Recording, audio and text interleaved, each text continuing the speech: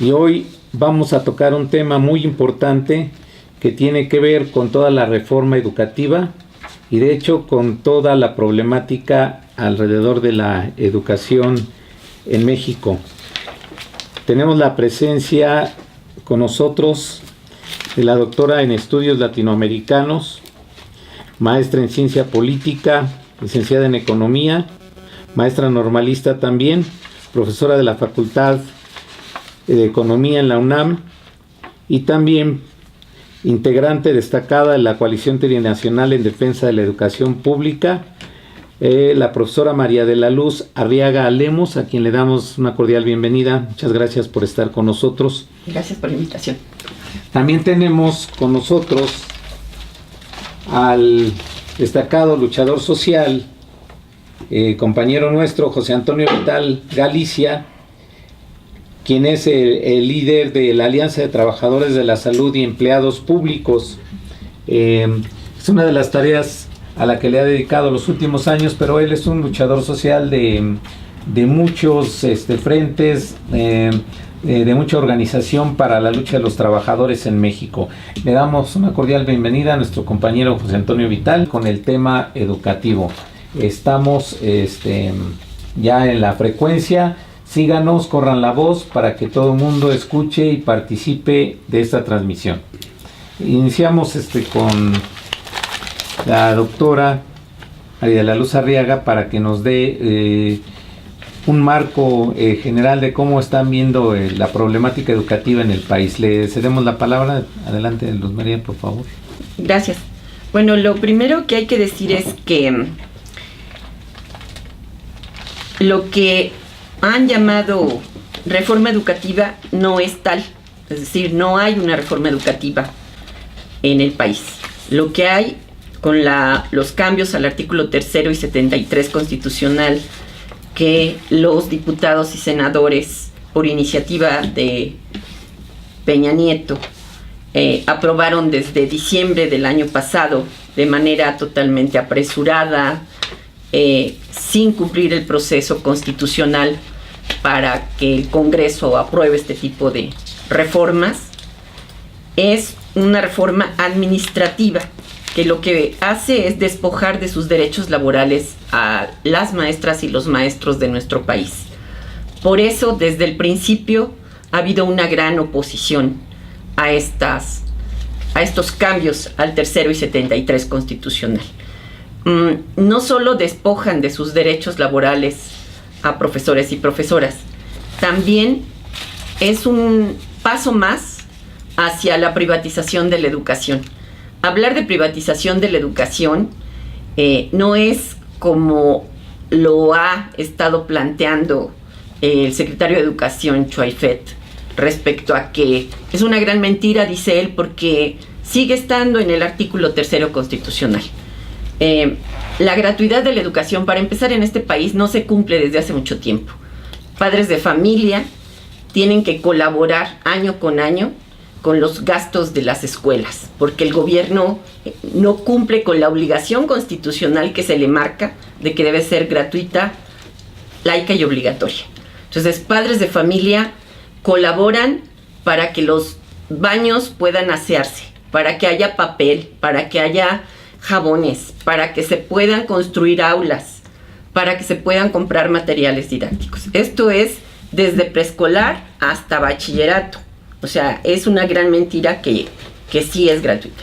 Pero avanzan más en la privatización porque obviamente no están hablando de aumentar presupuestos, pero también lo que están haciendo es introducir una administración gerencial totalmente de lo que son las escuelas, el papel de los directores. Incluso está planteado en el artículo 3 con los cambios que hicieron, que en las escuelas, empresas sociales le llaman, puedan vender comida o artículos a los niños, sustituyendo a lo que eran las cooperativas escolares. Eso es privatización. Pero no solo es la introducción, esto tiene que ver con el aspecto de la autonomía de las escuelas que han dicho, es abrir la puerta también a que haya una mayor intervención de empresas haciendo donaciones o condicionando apoyos, el que también las escuelas puedan contratar, porque les van a dar según esto presupuesto, que puedan contratar servicios. Esto va a encarecer incluso. Es un efecto como cuando se ha dicho que debe de haber vales para la compra de medicinas si no se tienen en las farmacias del sector público. O sea, si se compra al menudeo, es muchísimo más caro que si se compra por cantidades y volúmenes muy grandes.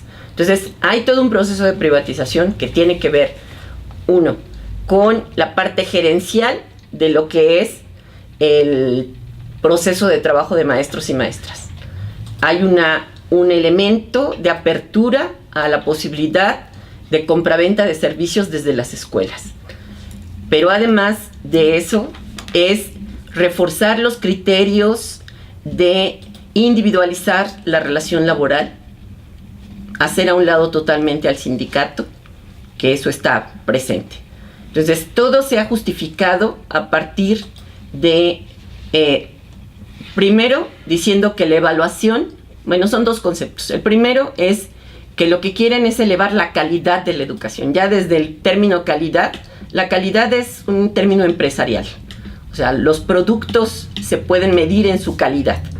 En las escuelas, en la educación, no hay tal. O sea, no podemos hablar de calidad. Lo que se genera en las escuelas es no solo conocimiento, no solo saber, sino también una gran serie de formación compleja, integral para niños jóvenes. Se generan valores, en fin, creo que es bastante más complejo que hablar de calidad. Esto es un término que causa bastante malestar entre los que sabemos algo de educación. Entonces, se introduce el término de calidad y el otro elemento que está es que se justifica, según esto, en procesos de evaluación, que hemos de decir que estos procesos son procesos de medición, no son de evaluación, y es medición estandarizada. Y el pionero de esto y quien es el campeón de la evaluación estandarizada o de la medición estandarizada es todo el sistema educativo de Estados Unidos, que hay un gran rechazo ya de maestros y padres de familia en Estados Unidos. Entonces, estos exámenes estandarizados se están aplicando para excluir, se están aplicando para cerrar escuelas, justificando, diciendo son de mala calidad, porque no alcanzan los estándares que se les piden y por lo tanto, pues hay que cerrar. También se está justificando en términos de que los maestros no se quieren evaluar. Eso es una gran mentira. Pero además se está responsabilizando a los maestros de todos los males de la educación, cuando son los que menos responsabilidad tienen realmente. Porque en este país, como en América Latina, los maestros de primaria, sobre todo secundaria y de preescolar, son muy entregados en sus tareas educativas, con bajos salarios, con muy malas condiciones de trabajo. Son pésimas las condiciones de las escuelas en muchos lugares. Y sin embargo, siguen los niños aprendiendo a leer y escribir, los lenguajes matemáticos, aprenden la ciencia, la historia, etcétera, etcétera. Yo he sostenido durante mucho tiempo que los maestros mexicanos son heroicos, porque sin nada mantienen la enseñanza y la educación en niveles que se dice que son pésimos porque los miden con sus pruebas estandarizadas. Pero hay elementos muy importantes. Una anécdota que me viene a la cabeza. En una ocasión una maestra en Guerrero me decía, pues yo no sé por qué se atreven a criticarnos de esa manera y descalificarnos como maestros, si yo cuando voy al consultorio para que me atiendan mi dentadura, pues voy con uno de mis alumnos, fue mi alumno desde primero de primaria.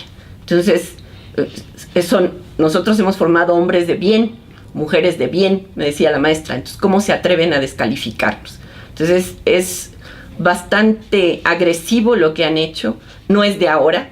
O sea, esta campaña se exacerbó en el 2008 con la Alianza por la Calidad Educativa y en el pacto que hicieron el Bester Gordillo y Calderón, Felipe Calderón. Tiene ya 4 años, y algo que no he dicho y que yo creo que es muy importante resaltar, que es que estas reformas no obedecen a una demanda de la sociedad, obedecen a una demanda de los empresarios. Bueno, se dicen llamar mexicanos primero, pero yo digo que son empresarios primero, y que son grandes empresarios de este país, que además tienen interés en el gran botín que representa la educación pública. Quieren no solo conducirla, sino quedarse con las escuelas, con la producción de libros. Imagínense el negocio que significaría que los libros de texto ya no fueran gratuitos, ¿no? Son millones de libros cada año. Entonces, obedece a ellos y obedece a los lineamientos de quien hoy es el dictador más grande de políticas educativas a nivel mundial, que es la Organización para la Cooperación y el Desarrollo Económico, que no solo está definiendo políticas educativas, también la energética tiene que ver con recomendaciones que han hecho este organismo en particular. Y que, bueno, como dice una compañera de la UACM, es una gran transnacional con la que el gobierno mexicano o los gobiernos que están en la OCDE celebra contratos. O sea, le pagan para poder desarrollar sus estudios, pero además México paga para poder estar en la OCDE.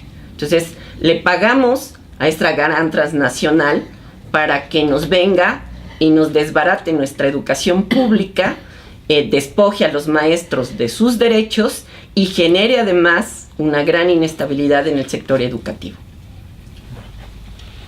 Yo creo que esa parte laboral que no se logra ver muchas veces, también bueno, es parte de toda es una continuación de la reforma laboral que también se hizo, y que precisamente no nada más es quitar los ¿cómo se llama?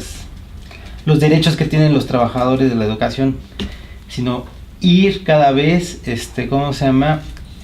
Depreciando ¿cómo se llama? El trabajo del profesor, depreciando el costo del profesor, ¿sí?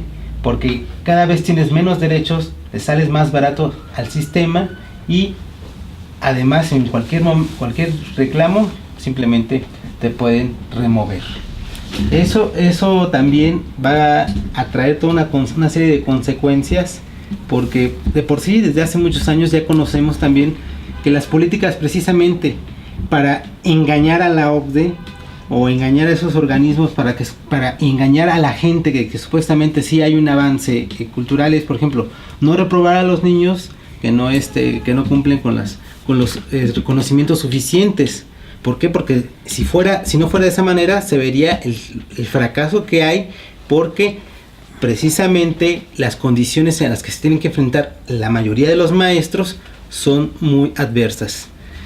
Entonces, esto no lo logra ver la gente, porque pues piensa que, bueno, sobre todo la concentración que ha habido en las principales ciudades, pues ya no es lo mismo que vete a la Sierra de Guerrero, o vete a la Sierra de Puebla, o vete a las condiciones que son cada vez más inaccesibles, y que hay maestros que hacen apostolados para ir a dar clase, ¿no? Que tienen que irse a la comunidad, abandonar a su familia, o cruzar muchas horas para poder llegar y dar una clase a un niño que además en la mayoría de las veces ni siquiera va a poder ¿cómo se llama? Poner la atención debida, porque no ha comido, no ha cenado, no ha desayunado. Entonces son condiciones totalmente adversas, pero que además, como bien dices, es una reforma administrativa que no ataca nada de eso.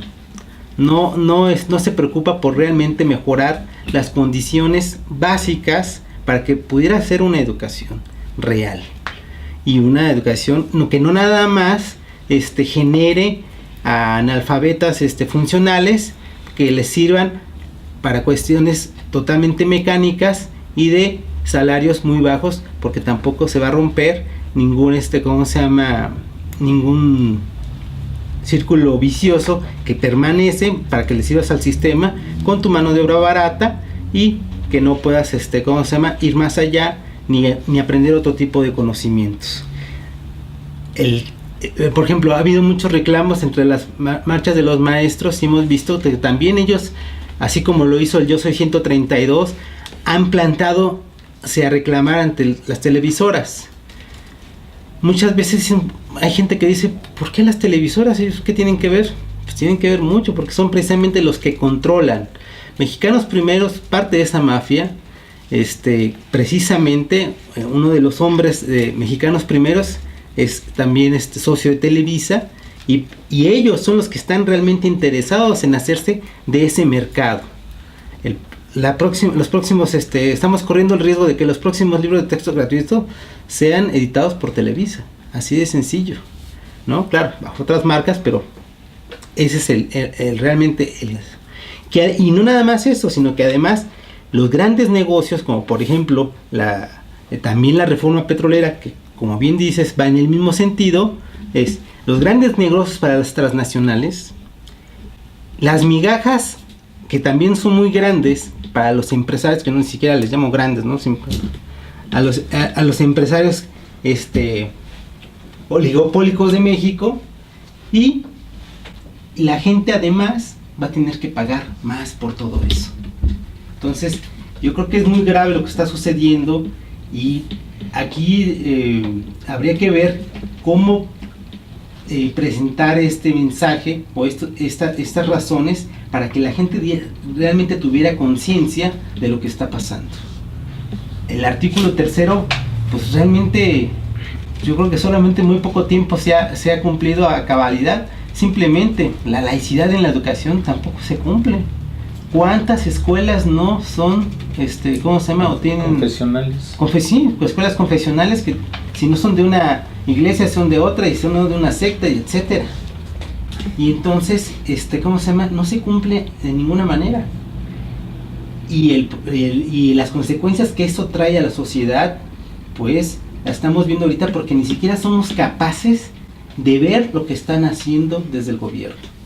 Ese velo negro llamado televisión nos tiene totalmente cooptados, y que no logramos ver lo que realmente pasa. Por la mayoría de la gente así pasa.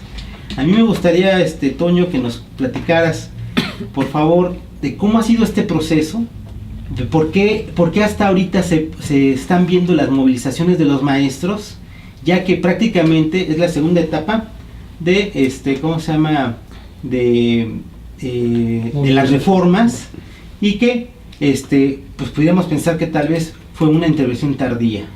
Vamos a ir a un corte primero, y ahorita, Toño, por favor, si nos puedes contestar. Vamos a continuar con el compañero José Antonio Vital, para que nos hable un poco sobre el marco en que se han estado dando las negociaciones y la lucha importantísima de la Coordinadora Nacional de Trabajadores de la Educación. Adelante, compañero Antonio. Yo diría que yo quisiera poner en la mesa como 3 grandes preguntas que hay en la sociedad. En los de abajo, en los de arriba, en los trabajadores, en el pueblo, en los maestros, etc. ¿Qué sigue? Después del 1 de septiembre, ¿qué sigue? La otra interrogante es ¿cómo llegamos a este estado de sitio? Y tercero, ¿qué podemos hacer? En la primera, yo trataría de abordar ahorita esta respuestas, algunas posibles consideraciones. El día 1 de septiembre se ratifica el ejercicio del poder vía la fuerza. El Congreso estuvo en un estado de sitio, igual que el 1 de diciembre. Se hizo un cerco alrededor de 5 kilómetros, y prácticamente sin una declaración de suspensión de garantías se interrumpe. Por vía de la fuerza se trata de anular la voz de los profesores inconformes, de los profesores que durante 8 meses más de 240 días han estado en las calles, en foros, en distintos eventos, en distintas instancias, para estar reclamando que se corrija el asalto al tercero constitucional. En 8 meses se presentaron más de 300,000 demandas de amparo. El 1 de septiembre, en una ruptura del protocolo legislativo, en la sesión de instalación del Congreso, de la presentación del informe, la rendición de cuentas, el tema central es discutir el cierre de las leyes reglamentarias al tercero constitucional. Sin ninguna sensibilidad, ni el Congreso ni el Ejecutivo, una ley, un cambio constitucional que está enjuiciado, que está en un proceso de revisión, toman decisiones, aunque el día de mañana tengan que hacer una serie de correcciones. No, pero algo tenía que informar Peña, ¿no? Evidentemente que cuántos policías se movilizaron ese día y esas cuestiones. Yo creo que tenemos una movilización muy importante, y lo que es más relevante en estos últimos 4 meses es que ha habido una negociación permanente en Bucareli, en la Secretaría de Gobernación, en la cual desde mayo se acordó realizar 10 foros para discutir la reforma educativa. En esos 10 foros deben de haber participado alrededor de unos 20,000 personas, y además eran representantes de comunidades, de padres de familia, de académicos, etc. Este proceso está en una línea de lucha legal con el amparo, porque es contrario al artículo 123 constitucional, porque es contrario a la Ley Federal de Trabajadores al Servicio del Estado, porque es contrario a la Ley del Servicio Profesional de Carrera del Sector Público, y porque es contrario a los convenios internacionales en materia laboral y de derechos humanos. El cambio fundamental en el tercero constitucional es que se introduce la evaluación como un criterio laboral para ingresar, para permanecer o para promoverse, cuando en la legislación existen las normas específicas para la separación del trabajo, cuando existen los mecanismos para el movimiento escalafonario y la promoción, y para la ocupación de puestos de funcionarios, así como existen las normas para los ingresos. Lo delicado de este cambio tiene que ver con las nuevas generaciones, en donde un profesor que hace una carrera de normalista después tendrá que ser evaluado para poder incorporarse al mercado laboral. Es como si yo estudio medicina, termino la carrera y luego me hacen un examen para ver si puedo dar consultas o no. Claro. Es como si un ingeniero, después de estar en una carrera, le hacen un examen para ver si puede construir una casa o no. O sea, es un absurdo. Pero yo diría que atrás de este absurdo, que bien decía la maestra María de la Luz, es un régimen de exclusión laboral, lo que se está imponiendo, y particularmente con la ley reglamentaria del servicio profesional docente. Yo creo que hay 3 objetivos no declarados en estos cambios. El primero es un control del Magisterio Nacional. El Magisterio Nacional, cuando menos en México y en muchos países de América Latina, por el contacto que tienen con el pueblo, con la gente, hay una amalgama entre el trabajo docente y la vida social.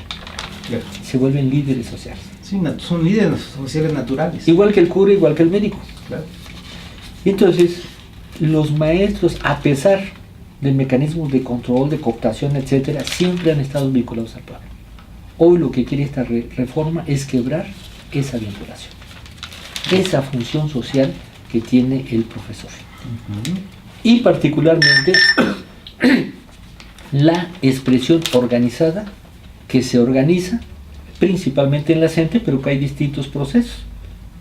Hay un sector de docentes y académicos que pueden estar en el Politécnico y que no participan en la CENTE.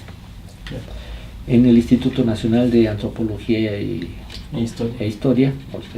Antropología e Historia, y que han dado luchas muy importantes para que no se privatice Monte Albán, Chichén Itzá, Teotihuacán, etc. Entonces, el control magisterial es uno de los objetivos que se tenían, y que el mensaje que se me mandó con el enroque del encarcelamiento acomodado de esta mujer, el Bater Gordillo, bueno, era un mensaje para que no se moviera. El segundo objetivo es asaltar los contenidos de la educación pública en México. O sea, Mexicanos Primero están buscando desaparecer el sentido crítico, el sentido científico y humanista de la educación. Ellos están buscando hacer de la competencia, de la mercantilización y del consumismo como los principios para la formación de los ciudadanos. Y esto evidentemente tiene que ver con un recurso fundamentalmente en la colonización de nuestro país. Así como cuando llegaron los españoles quisieron desaparecer los calpualis, ¿se llamaban? Calpulis. Los calpulis. Y todo nuestro andamiaje cultural que nos dan identidad, hoy es un asalto a los contenidos de la educación, lo que se pretende hacer. Porque esta reforma al tercero constitucional no toca a la educación privada. Sí, claro. Es dirigida hacia los maestros del sector público. Totalmente.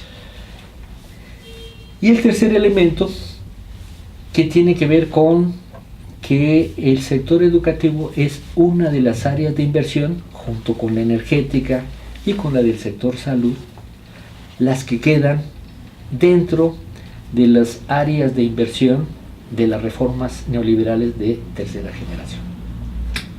Entonces es un sector en donde, aunque no les interesa la educación privada, la educación privada, a los empresarios en los sectores básicos, el negocio que ha estado creciendo más grande es en la educación media y superior.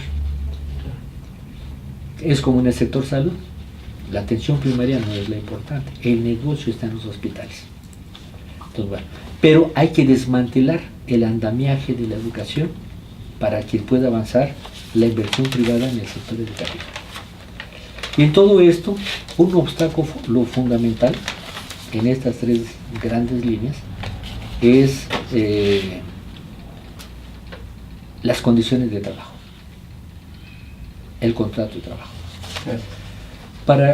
En la educación privada se tiene formación en universidades, en escuelas, en donde lo que se le paga a un profesor,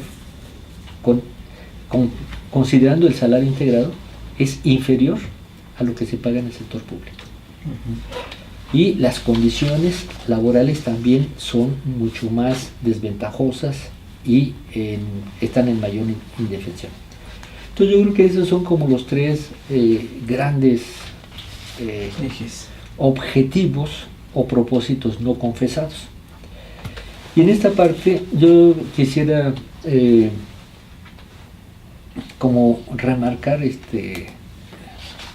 proceso en que llegamos a este 1 de septiembre a un albazo legislativo, que nos los estuvo anunciando Beltrones que la iban a aprobar como fuera, pero la iban a aprobar con una arrogancia, con un cinismo, con un entreguismo brutal. En estos 8 meses los maestros se han movilizado y yo tengo una percepción. Bueno, ayer un taxista todos andan un poco inconformes con el problema del tránsito, pero defendía a los maestros. Y decía, bueno, Peña Nieto, ¿qué? ¿Por qué se atreve a hacer eso sin tomar en cuenta a los maestros? Por supuesto que la campaña de manipulación informativa confunde a mucha gente, pero en estos 8 meses yo estuve en Michoacán en uno de los foros. Ahí hubo como 3,000 asistentes o más, y representantes, había ponencias con pueblos enteros, etcétera. Estuve en San Luis Potosí, y lo inédito es que ahora tuvimos movilizaciones muy importantes en San Luis Potosí. Cuando se discutió la reforma constitucional en el Congreso local de San Luis Potosí, llegaron 20,000 maestros. Tuvieron que suspender la sesión porque estaban los 20,000 maestros. La pasaron para en la tarde-noche. Cuando ya había 3,000 o 5,000, la votaron fast track. Pero es inédito. En Monterrey, en Coahuila, en Sonora, en Chihuahua, en Baja California, en Sinaloa. En fin, es impresionante. Ahora está viendo, nos llegan reportes de distintos lugares en Cancún. Ayer hubo 3,000 o 5,000 que se manifestaron. En un pueblo allá en Sinaloa, en otros en Sonora, etcétera. Hay una cantidad de movilizaciones que, si nosotros viéramos al país desde la altura, veríamos que el país se está incendiando, porque están las comunidades indígenas, están las comunidades rurales, los transportistas, los ecologistas, en fin, Claro. tenemos una gran conflictividad social. ¿Y qué es lo que tenemos? De mayo para acá, una mesa permanente con gobernación, los foros que se hicieron en Chiapas, en Oaxaca, en Veracruz, en Guerrero, en Michoacán, en Jalisco, en San Luis Potosí, en Sinaloa, en Sonora, estuvo un representante de gobernación. Y en todos había el compromiso de que se iban a presentar las conclusiones y las propuestas. Entonces, Bueno, sí se presentaron las conclusiones de las propuestas, pero no se tomaron en cuenta, ¿no? sí, no, pero el compromiso de gobernación es que se iban a presentar en la discusión y en el Legislativo. proceso, en el legislativo. Finalmente fue un engaño. Hoy el problema que tiene el país es cómo voy a ir con gobernación a tomar un acuerdo que 8 meses después de recorrer el país, me salen con otra cosa. Aunque más fue un esfuerzo serio, esfuerzo importante, que se recogieron muchas voces y que precisamente surge de un proceso que no había habido tal vez desde hace mucho tiempo, y que además con una actitud totalmente arbitraria, el gobierno la hace a un lado. Y entonces tenemos esta parte de la lucha legal con el amparo, la movilización de maestros y comunidades, y además la elaboración de propuestas que permiten proyectar los trabajos específicos que se están desarrollando. Entonces tenemos una respuesta frente a esto de un engaño, de una dilación permanente, que ahora algunos compañeros del magisterio dicen, se están administrando, no, están dilatando, están Claro. pretendiendo desgastar. Así es. Hoy como hay una discusión, es que hay los referentes, bueno, a nuevas organizaciones. Y hay la manipulación informativa. Entonces, los rasgos que encontraste frente a que el magisterio ha estado tratando de elaborar, sistematizar, integrar propuestas de comunidades, de académicos, etcétera, la autoridad ha estado con el engaño, con la dilación, con demagogia, con una manipulación informativa y con la represión. Entonces, esos son como los elementos que han permitido llegar y han querido llevar al magisterio desde hace 4 meses a la discusión de la reforma de las leyes reglamentarias, cuando la discusión es la abrogación, el problema de fondo, cuando la discusión es el sistema educativo y cómo se puede corregir. Y en este sentido, lo que aparece muy relevante es que el gobierno está siguiendo una política muy peligrosa porque está provocando una mayor conflictividad y mayor agudeza en las contradicciones.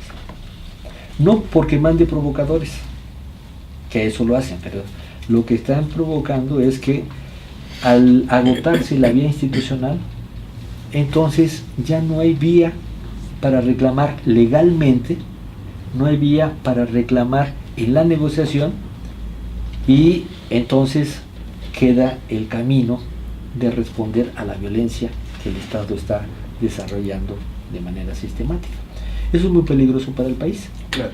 Y esto, en estos momentos, a mí lo que me parece que es muy relevante es que el 1 de septiembre, que se debieron de haber conjugado todos los esfuerzos para detener este atropello, se fragmentó. Hoy el debate sobre lo que sigue tiene que ver con cómo ligamos la defensa del petróleo, el patrimonio nacional y la soberanía, con la defensa de la educación pública, con la defensa de la salud y la seguridad social, con la defensa de las empresas públicas. Necesitamos hacer una evaluación de todas estas reformas, pero hoy nos han querido fragmentar, desgraciadamente lo han logrado. Porque el sábado hay una movilización y el domingo otra. Y un punto de discusión es, si hay represión no hay que movernos, entonces nos movemos otro día. El día 1 de septiembre era un día en el que debió de haberse manifestado el rechazo a una presidencia comprada que responde a los compromisos de la compra de esa presidencia y que necesita encauzarse ahora de alguna manera el conflicto social que vive el país, integrando las demandas concretas de los pueblos, de los trabajadores, de los jubilados de Mexicana, de los sobrecargos, de los camioneros, de las comunidades que defienden su agua, etcétera, con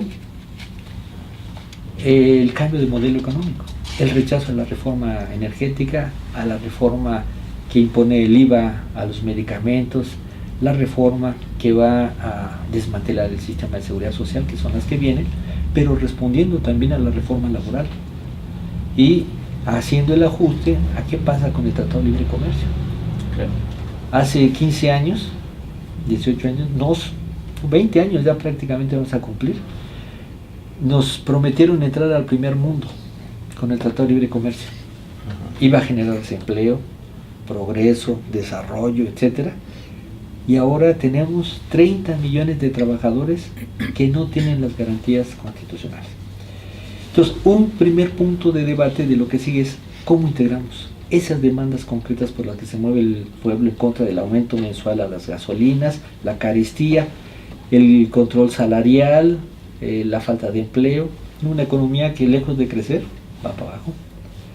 El segundo punto que me parece relevante es la discusión sobre el tema de la responsabilidad del Estado en la función social y la función económica. O sea, hoy está entregando el Estado todas sus responsabilidades, todas sus facultades al sector privado, que está comandado por los organismos internacionales. Entonces, es porque tenemos que tener los interlocutores. ¿Y quiénes son los que están atrás de esta fuerza que está moviendo el Estado? Bueno, son los capitales transnacionales con la complicidad de una oligarquía pequeña que vive de parte de los fondos públicos. Y finalmente el tema de la articulación del movimiento social y político, en donde se tiene que buscar cómo se integran los distintos procesos sociales y políticos, en donde no haya las medias verdades y medias mentiras, ¿no? Claro. Tenemos un ejemplo en términos de que el ESME, una lucha heroica muy importante, no pudo traducirse en un movimiento nacional de todos los asalariados de este país para defender al ESME y todos los contratos colectivos. De ahí se desembocó a la reforma laboral. Hoy necesitamos que el movimiento de los trabajadores, el movimiento de los colonos, de los jóvenes, de los viejos, de las comunidades rurales, tal, se integre un frente obrero popular, campesino, una alianza social que permita enfrentar socialmente y que la ciudadanía, porque ahora quieren ciudadanizar todo, una discusión en esta coyuntura era: hay que ser neutros para que todo el mundo le entre. Entonces, lo que le quitamos el contenido a las demandas, la direccionalidad a la lucha. Y creo que eso lo tenemos que superar con un acuerpamiento que permita ir preparando algunas líneas de acción sobre este terreno, ¿no? Claro. Yo estaba reflexionando al respecto precisamente porque considero que tendríamos que caminar tal vez hacia un programa mínimo que pudiera abarcar ¿cómo se llama? A todos esos frentes, a todas esas luchas, y que ¿cómo se llama? Pudiera ser ¿cómo se llama? El factor de unión. Y una de las estrategias que ha utilizado el gobierno es precisamente arrancarnos todo, hasta el discurso, ¿no? O sea, realmente lo que nosotros necesitamos para enfrentar al Pacto por México es un pacto. Es un pacto que efectivamente reúna ¿cómo se llama?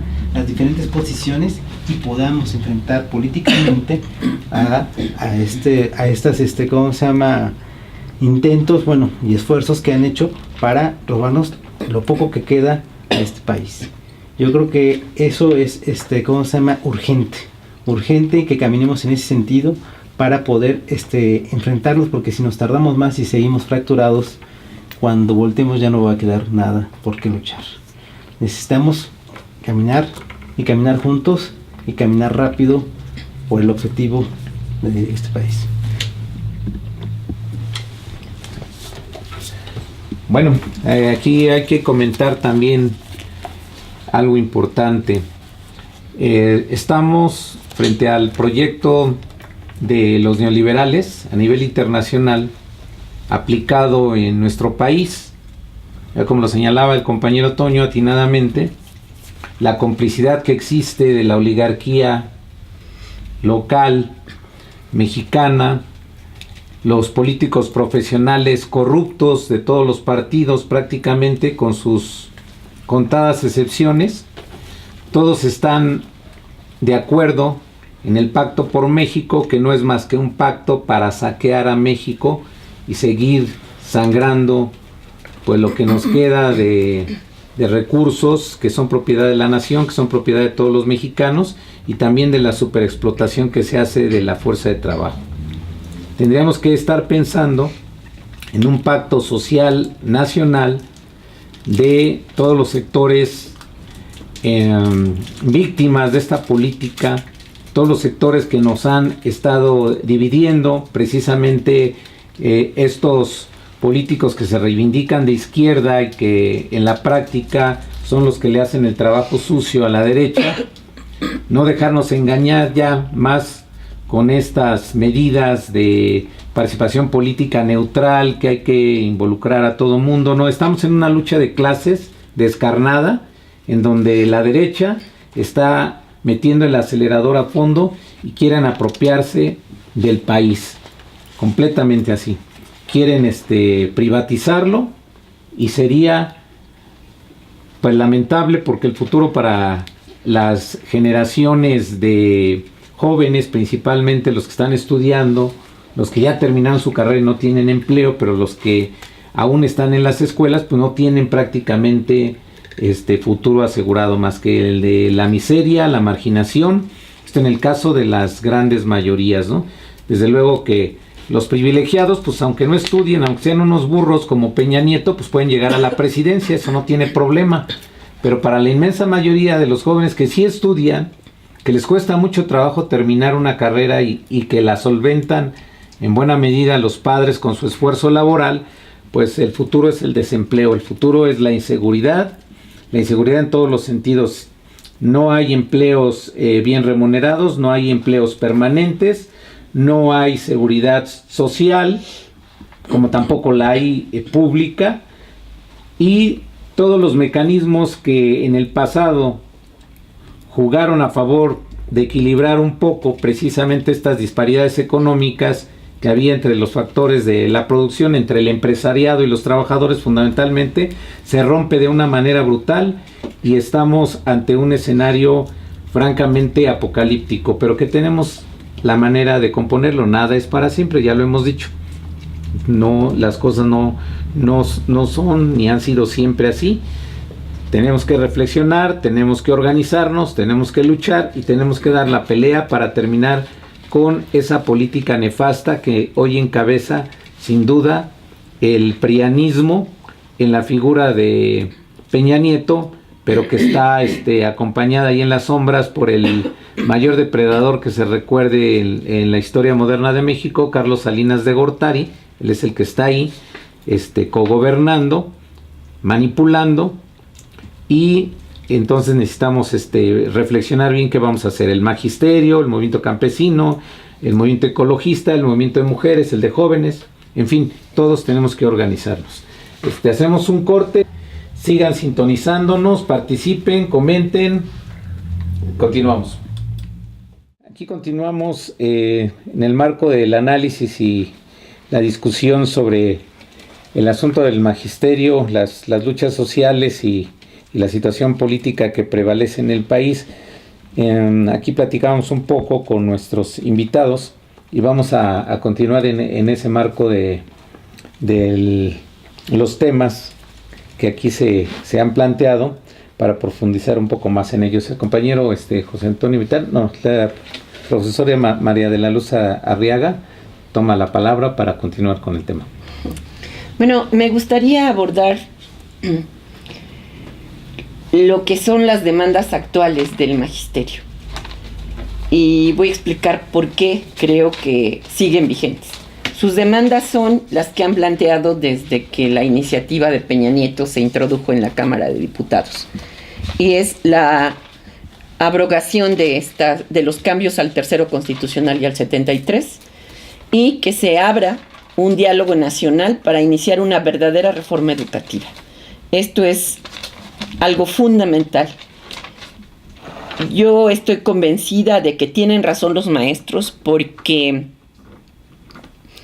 hay una serie de mentiras que se repiten una y otra vez por los funcionarios de la SEP, del gobierno federal, de diputados, de senadores y de todos los merolicos que se encuentran al frente de los principales noticieros de la televisión y de la radio comercial.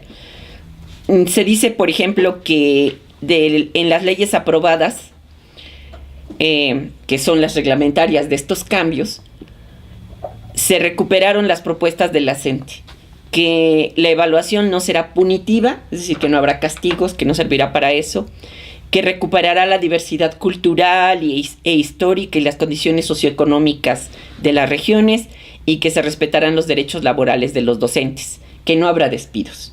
Bueno, es una gran mentira esta parte de los despidos. No solo va a haber despidos, también se va a despojar a los maestros de su profesión, del ejercicio de su profesión. El artículo 22 de la ley que acaban de aprobar en la Cámara de Diputados sobre el servicio profesional docente dice claramente que incluso es retroactivo, lo cual es anticonstitucional. Dice claramente que es el transitorio octavo. El personal que a la entrada en vigor de la presente ley se encuentre en servicio y cuente con nombramiento definitivo, o sea, si uno cuenta con nombramiento definitivo es que ya no debe de estar sujeto a una posibilidad de que lo despidan, a menos que cometa alguna falta, ¿no?, administrativa.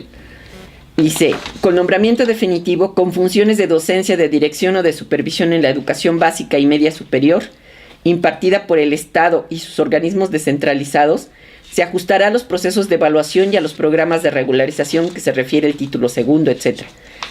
El personal que no alcance un resultado suficiente en la tercera evaluación a que se refiere el artículo 53 de la ley, no será separado de la función pública y será readscrito para continuar en otras tareas dentro de dicho servicio, conforme a lo que determine la autoridad educativa o el organismo descentralizado correspondiente, o bien se le ofrecerá incorporarse a los programas de retiro.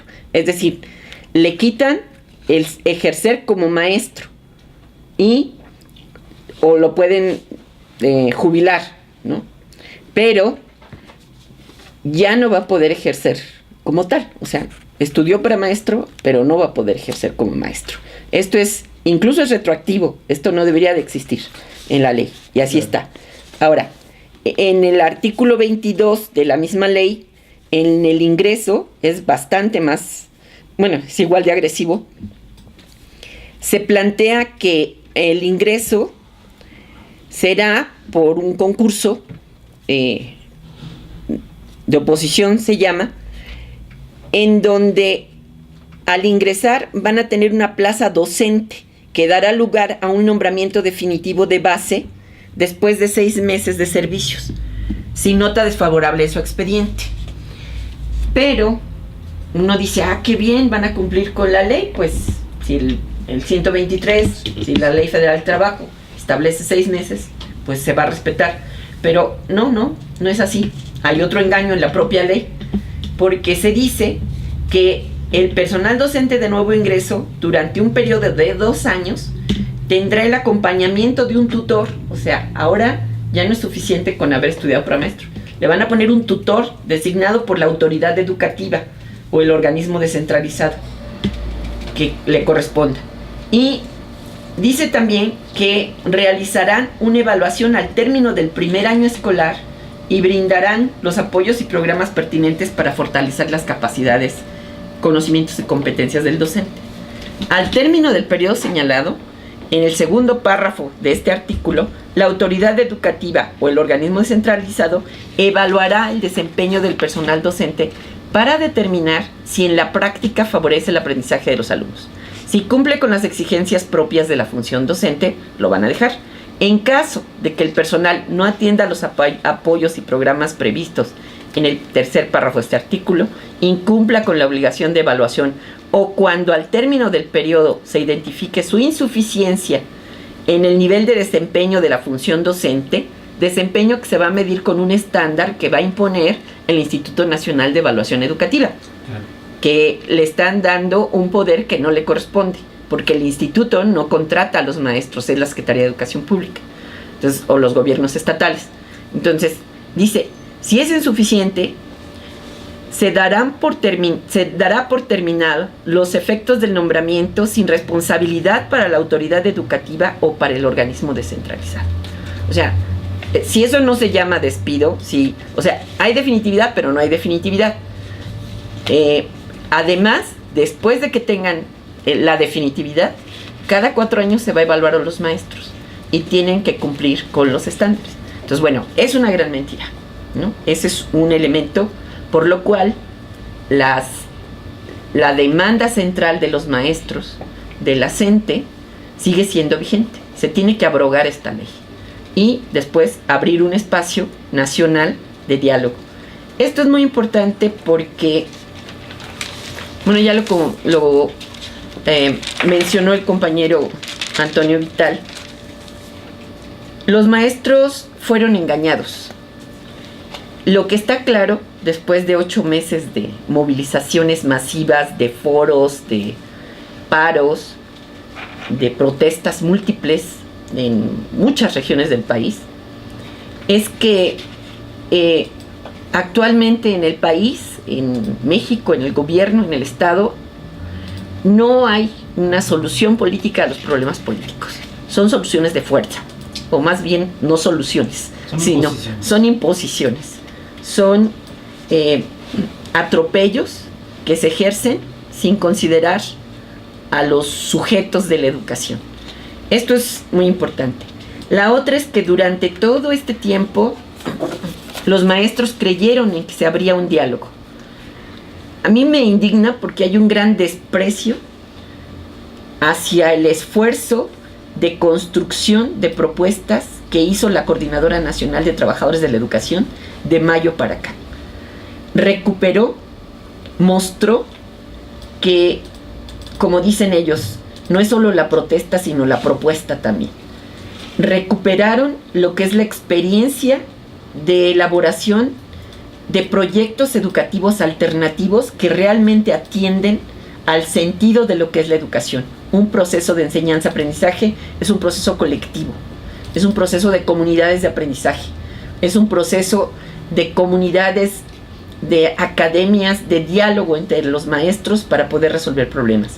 Es un proceso de diálogo con la comunidad. Y esto es lo que hizo la CENTE.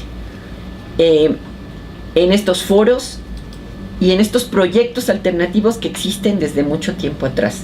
Entonces, ¿qué fue lo que el gobierno estuvo haciendo durante todo este periodo? Y particularmente cuando Peña Nieto sale cercano al 1 de septiembre a decir, las reformas van, háganle como quieran, pero las reformas siguen. Claro. Y los diputados no tienen vergüenza. Beltrones, el coordinador de los senadores del PRI también, y todos los demás. Porque lo que les estuvieron diciendo a los maestros es, ustedes no tienen propuestas. Ellos ya habían entregado las propuestas, estaban por escrito. Beltrones en la prensa se le salió y dijo, bueno, la única propuesta que no es aceptable o no es admisible, y es la que han hecho, es que se abrogue los cambios constitucionales. Entonces, a lo que estaban llevando es, vengan a discutir las leyes secundarias. Díganos qué le movemos aquí, qué le movemos allá, para que no sean tan agresivas. Pero esto es como el cuento de Eduardo Galeano, que a mí me gusta mucho, en donde él dice que el cocinero llamó a los pavos porque se acercaba la cena de Año Nuevo y les dijo, ¿en qué salsa quieren ser cocinados? Y un pavo levantó la mano y protestó y dijo, pero yo no quiero ser cocinado. Y el cocinero le dijo, eso no es lo que te estaba preguntando.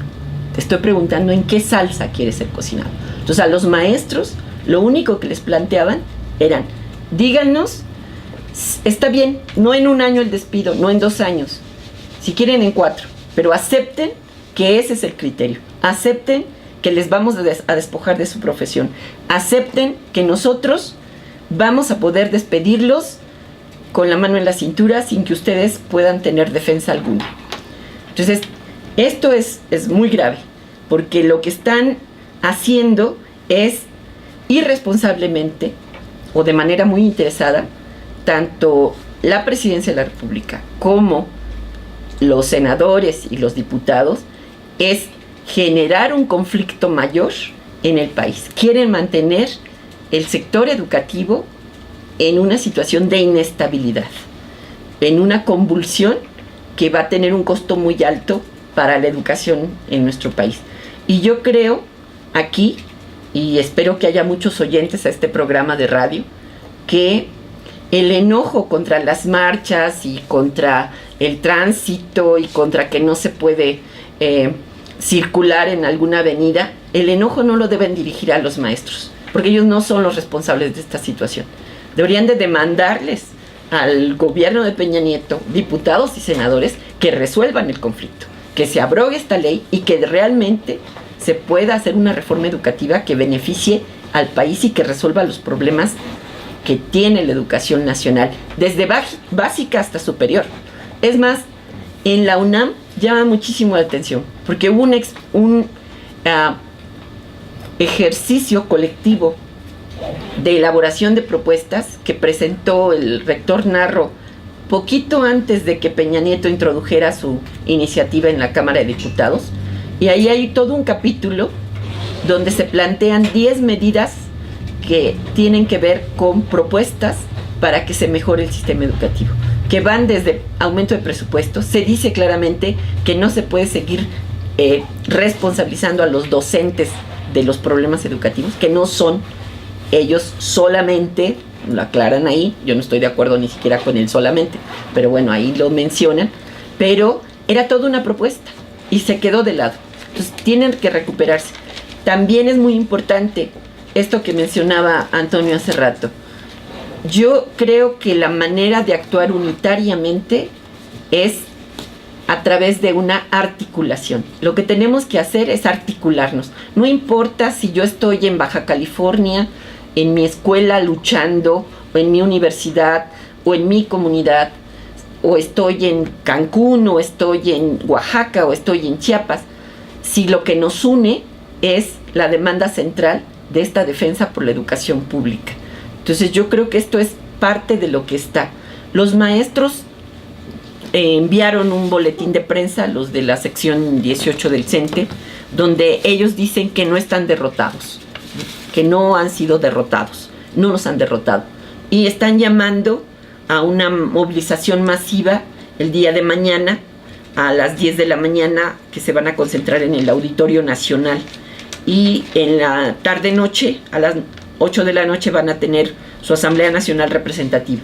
Y el 7 de septiembre están llamando al primer encuentro magisterial nacional, convocado por la CENTE, a las 10 horas en la sección 9. Y están planteando diseñar un plan a largo, mediano y corto plazo. Entonces yo creo que si el gobierno piensa efectivamente que fue un triunfo el haber impuesto de esta manera las reformas a las leyes secundarias, está muy equivocado. O sea, los maestros tienen desde 1979 que crearon la Coordinadora Nacional de Trabajadores de la Educación. Bueno, había antecedentes antes con Otón Salazar en los 50s, pero esta coordinadora tiene más de 30 años y sigue luchando. Y yo creo que los maestros y maestras de este país saben que no están solos, que son parte de un gran movimiento incluso internacional en defensa de la educación pública, que hay muchos maestros, estudiantes que están defendiendo el sentido de la educación como derecho social, no como un derecho individual, responsabilidad de las familias, ¿no? Entonces yo creo que esto es muy, muy importante, que lo recuperemos, porque pues es un mal triunfo si lo piensa así el gobierno. Yo creo que esto no va a ser efectivamente. Desafortunadamente, tal vez dentro de algunos años, veamos que quitan estas medidas después de que asuman que fracasaron, como lo que fue la prueba enlace, que se tardaron mucho tiempo en reconocerlo, y que tenemos 41 maestros despedidos en Puebla por no haber aplicado la prueba enlace, que son de los maestros que han generado proyectos alternativos también. Tenemos 41 despedidos. Esos no se nos olvidan. También se está planteando su reinstalación. Y tenemos procesos penales sobre profesores en Guerrero, en Oaxaca. Hay maestros encarcelados. Entonces, y hemos tenido maestros que han muerto, como los de Michoacán, cuando llegaron en una de las cierres de una autopista y hubo un accidente aparentemente, ¿no? De una pipa, un tráiler que se le desprendió el segundo contenedor, digamos. Entonces yo creo que es muy importante mencionarlo, ¿no? Como ustedes mencionaban también hace rato. Yo creo que, por ejemplo, los procesos que está planteándose en la ley que estabas tú comentando, aparte de que son totalmente ilegales y contradictorios de la Constitución, lo grave también es que son los mecanismos que están diseñados para el control y que son además susceptibles de ser factores de corrupción. Entonces, no te corro, pero tienes que quedarte con tanto, o tienes que pagar tanto, o tienes que hacer esto, tienes que hacer lo otro. Eso es precisamente, lo que ha venido y como institucionalizar las prácticas, digamos, del Bester, ¿no? Ahora, ya bajo un proceso legal, y para mantener ahora el control ellos, pues con su nuevo cacique o con sus nuevos intereses, con sus nuevos líderes. Aparte de lo que comentabas, por ejemplo, de la preparación de todo este proceso que han venido los profesores de la CENTE encabezando de 8 meses para acá, y hay una anécdota que creo que ilustra muy bien este asunto, ¿no?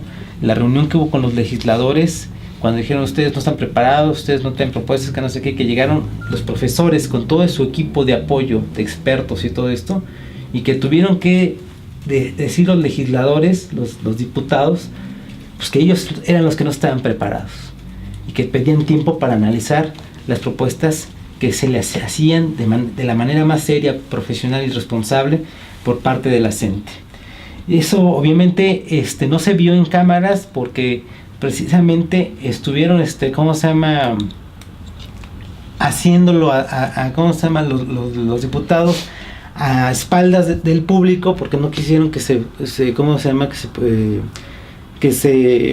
transmitiera a través del canal del Congreso, y pues precisamente porque saben que la razón no está con ellos.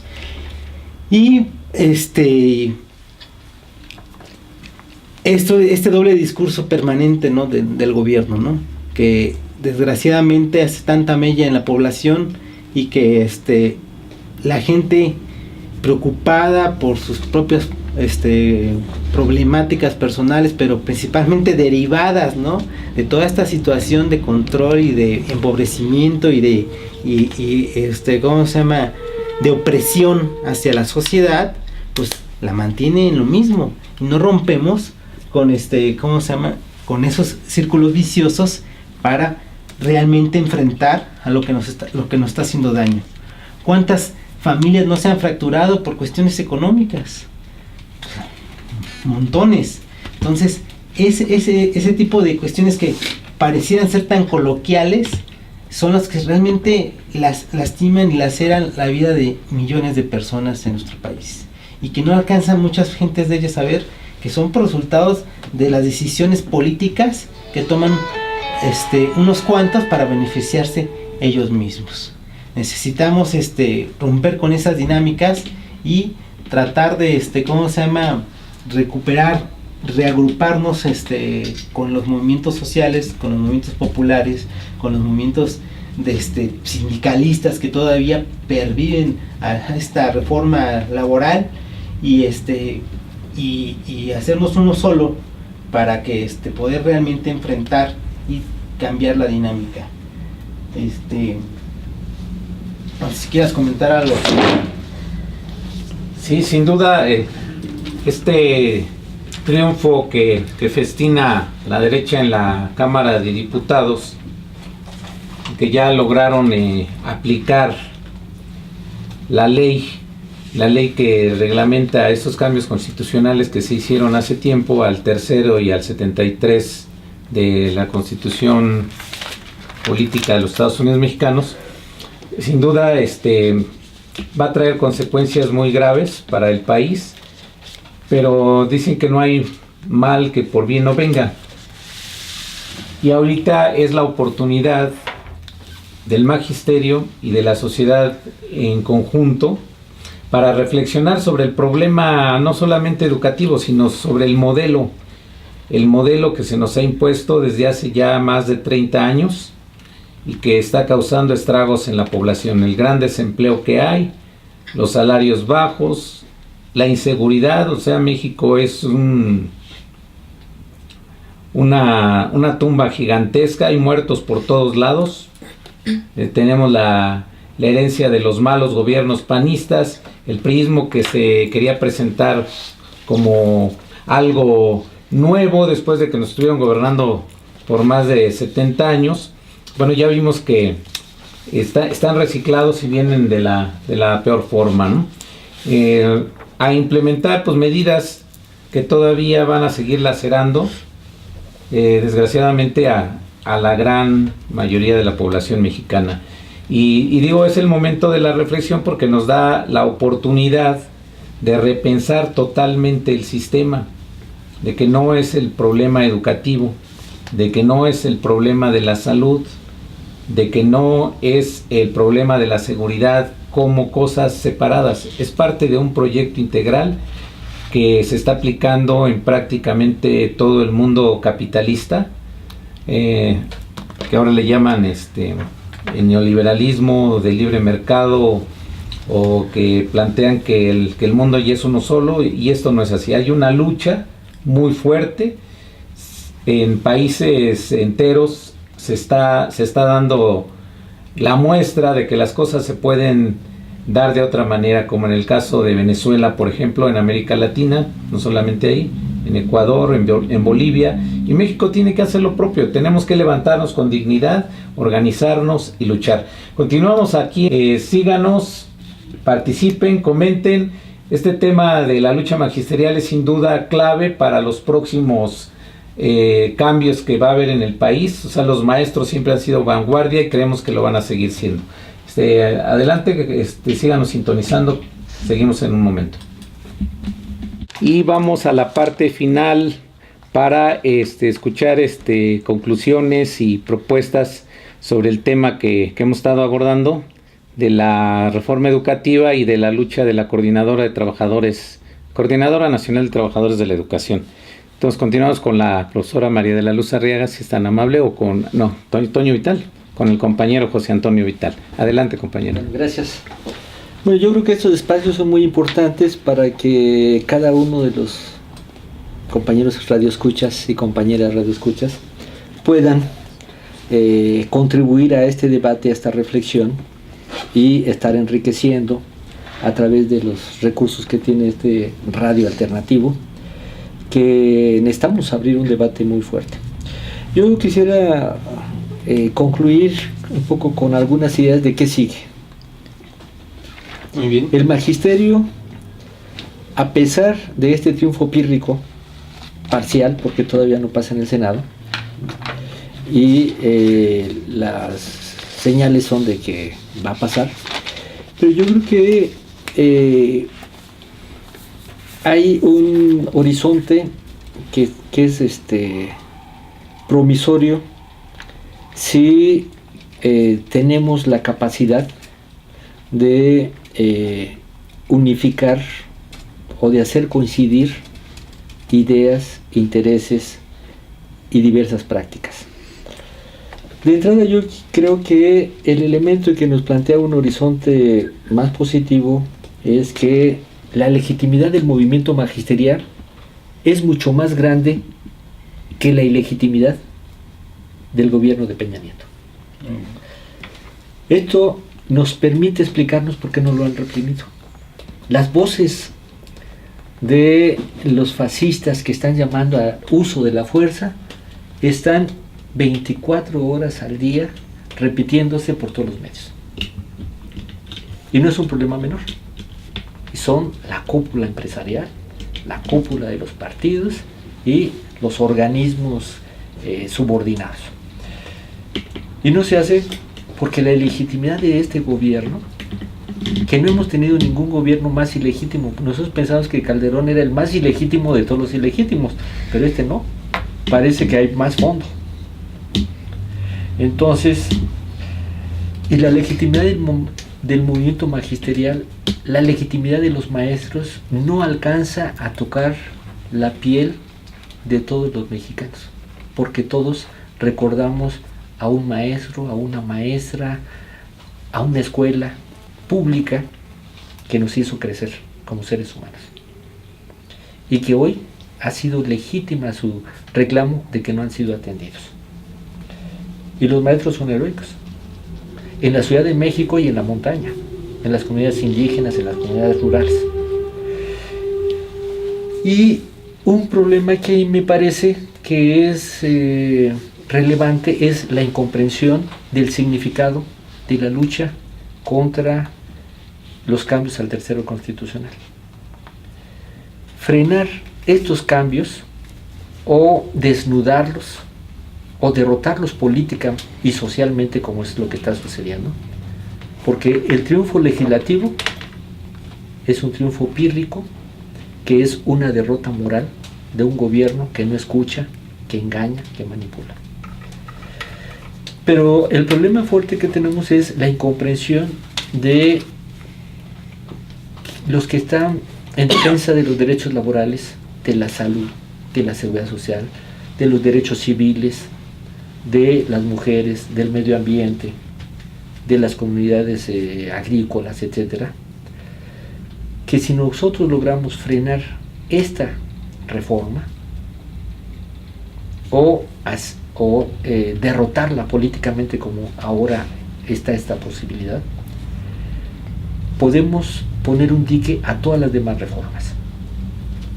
Hoy nos ofrecen que vamos a tener un país mejor si se aprueban estas reformas: la reforma educativa, la reforma fiscal, la reforma energética.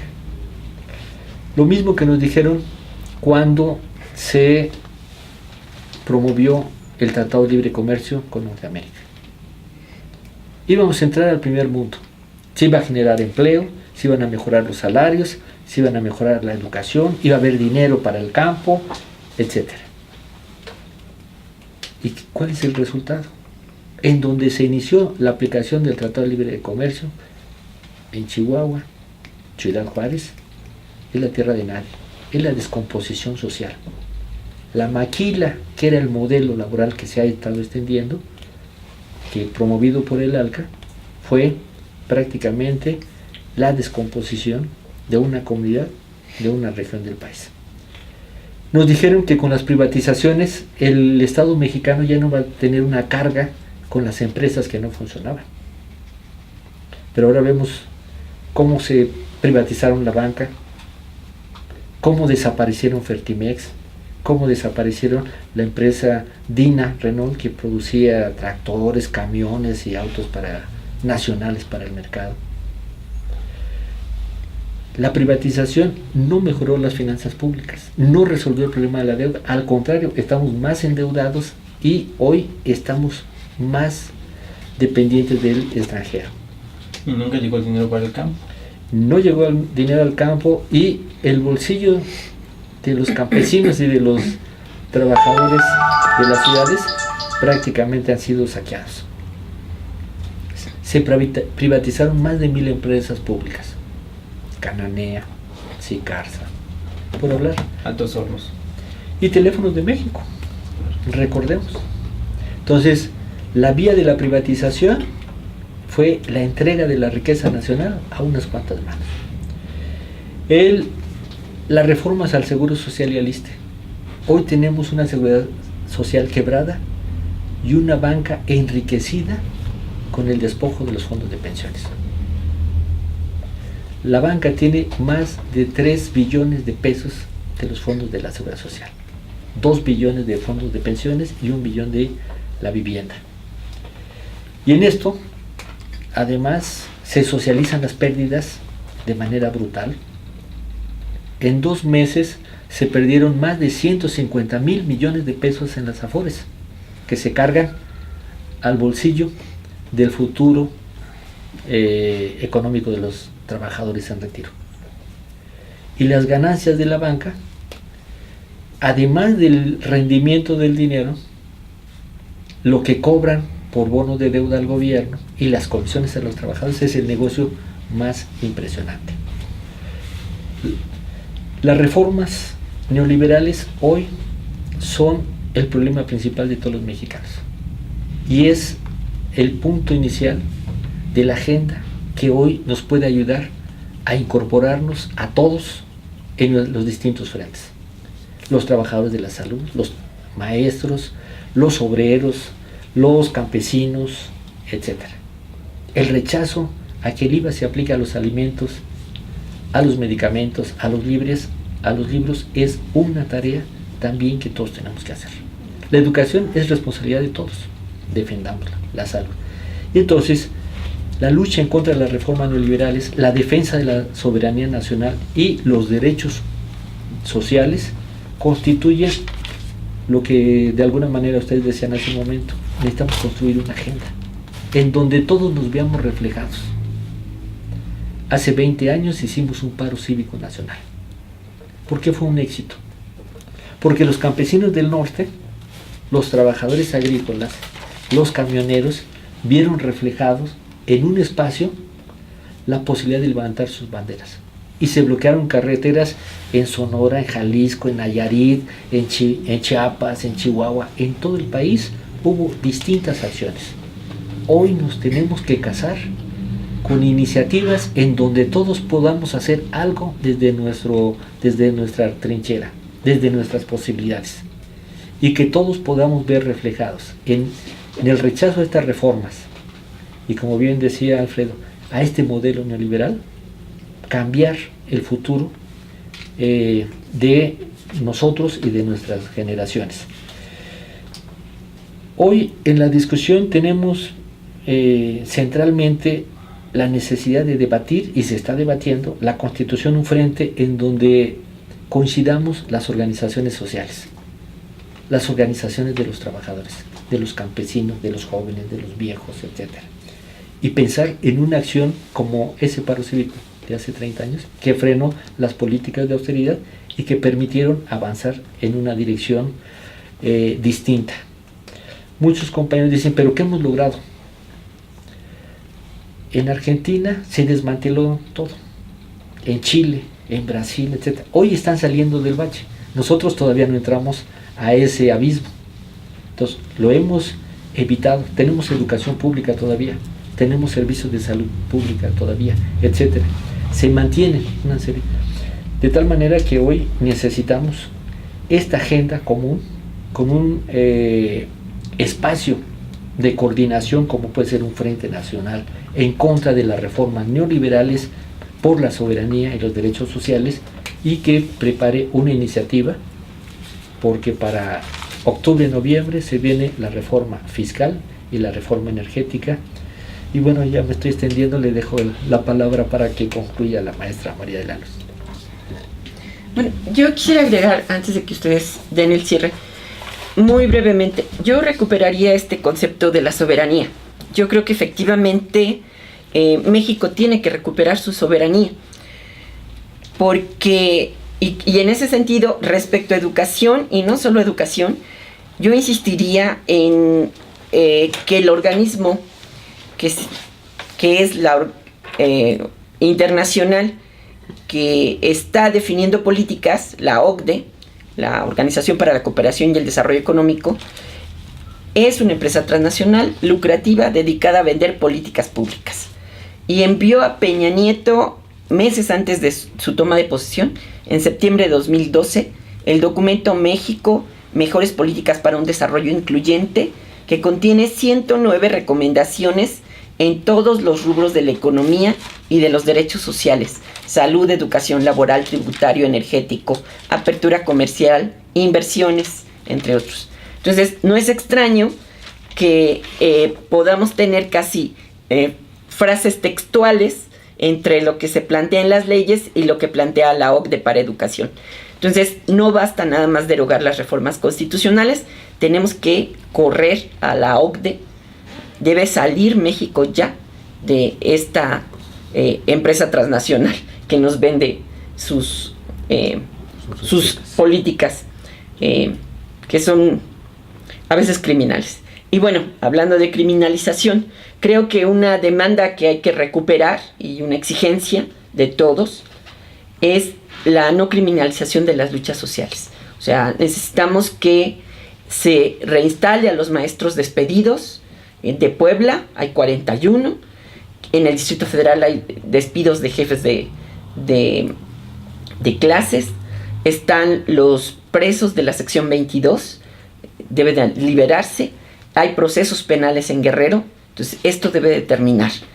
Y finalmente, yo creo que todos los que nos están escuchando, y que creo que es un sentimiento y algo que tenemos que aquilatar, tenemos que valorar y defender la gran conquista que significa educación pública, laica y gratuita, porque eso no está en todos los lugares. En México, la educación es un derecho social.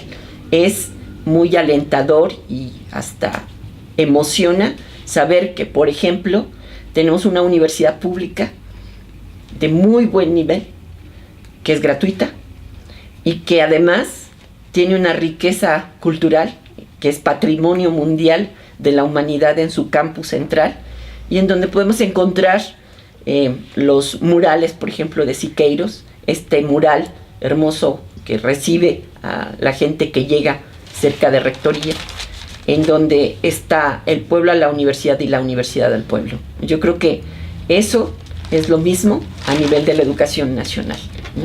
O sea, el pueblo a la educación y la educación al pueblo. Muchas gracias, doctora María de la Luz. Muchas gracias, Antonio, por su participación. Yo creo que ha sido muy importante. A mí me gustaría también hacer algunos comentarios últimos para retomando sobre lo que acabas de comentar. Yo creo que también hay una tendencia mundial a dejar estas empresas transnacionales como la OCDE. El grupo de los BRICS está encabezando una serie de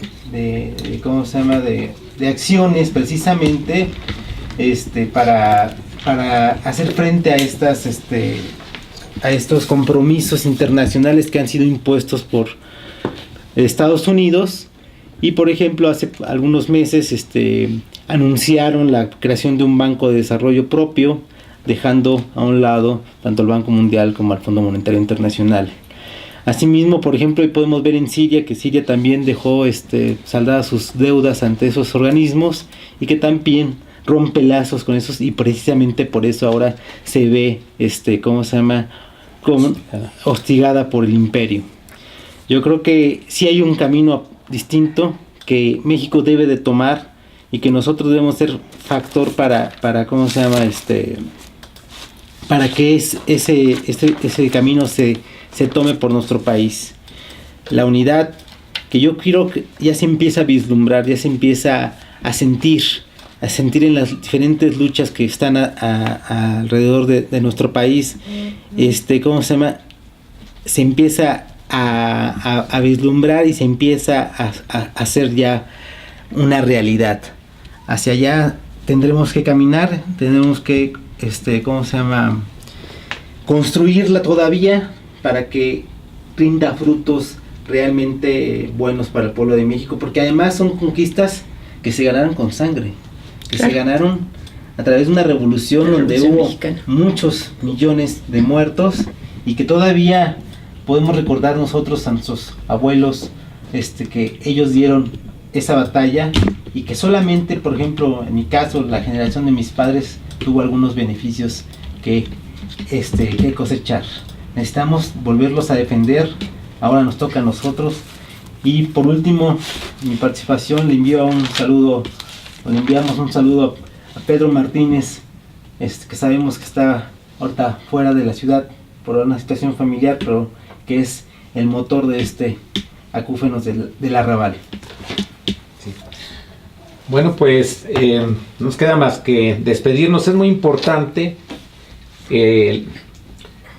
los temas que aquí se han abordado, pero sobre todo en las conclusiones tenemos que elaborar una agenda común. Sin duda, los ejes de la lucha por venir deben de ser el rechazo a las reformas neoliberales, la defensa de la soberanía nacional, la lucha por los derechos sociales universales, la no criminalización de las luchas.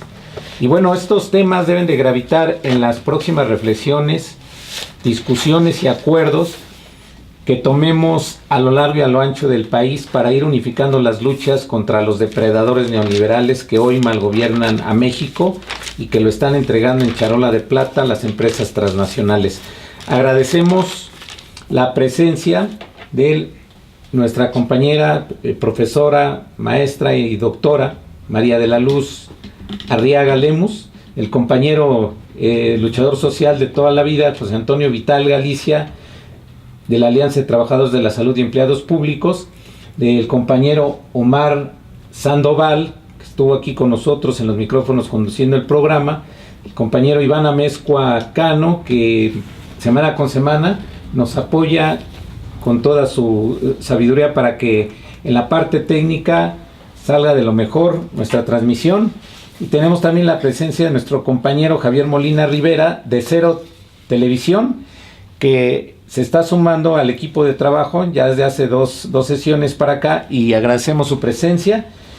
Un servidor, Alfredo Ramírez. No quiero despedirme sin antes mencionar que le enviamos un saludo solidario a nuestro compañero Pedro Martínez Salas, que está pasando por una situación difícil, el fallecimiento de un familiar cercano. Toda nuestra solidaridad para él, un abrazo, y los esperamos en la próxima emisión.